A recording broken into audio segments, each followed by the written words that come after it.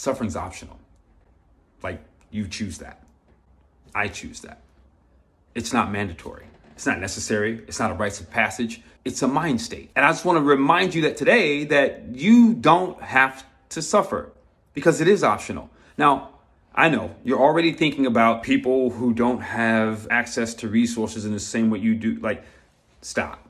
I'm not talking about that situation, and we don't know their mind state. Yes, there are optimal conditions that help us thrive better, but we don't know their mind state. More importantly, you'll allow it to become an excuse as to why you continue to suffer. So let's dive in. There are three primary reasons why we suffer. Number one, false beliefs. You have a set of beliefs that you've accepted, you've created a relationship with that don't serve who you are. They may have come from your religion, they may have come from your community, they may have come from your culture, but they don't serve who you are. They serve the generation before, the other person on the other side, but you hold them to be true for you. And if you hold those things to be true for you, but they're really not, then you're already limiting your opportunity to show up in life. The second thing is past experiences. Remember I told you about one of my past experiences before where what they said, and then I made it my truth. But yeah, we often, far too often, tend to live based on past experiences as if they're actually true right now. We actually invite our past into our present, and we make all our decisions based on the thing that is no longer around, no longer exists, hasn't existed, isn't true, it was then, as if it were now. And we carry that into our future, so then it limits how we show up. The third reason why we suffer is because we have limited vision. We often don't look beyond our four walls, and it stops us because if we can't see it, then we can't believe it. Well, that's actually true. If you can't see it, you can't believe it. So how do you expand your vision? How do you move past these things, Marquise? I'm glad you asked.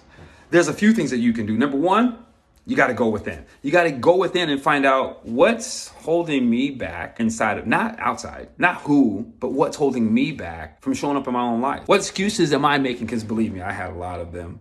I had a lot. I don't have the budget. I don't know when I'm going to get the time, this particular job in one day. But the truth is I had to go within and be honest with myself and realize that I was making excuses. The second thing that you can do is you need to expand your mind. I don't know who you're hanging out with, but you've all heard you're a sum total of the 5 people you spend the most of your time with. It'll tell you about your bank account. It'll tell you about your vacation. It'll tell you about your lifestyle. Because if that's your environment, you'll continue to grow weeds. But if you begin to read some books, take on some audiobooks, take on YouTube videos, and allow what you think, what you hold to be true, to potentially be wrong, you'll discover that there are some other possibilities that can expand your thinking, expand your mind, and move you to a place that you've never considered before. The last thing that you need to do is you need to get to work. Once your vision has been expanded, you've got an idea, you've got to get to work. There's a secret about that getting to work piece that's pretty cool. One, all responsibility lies here,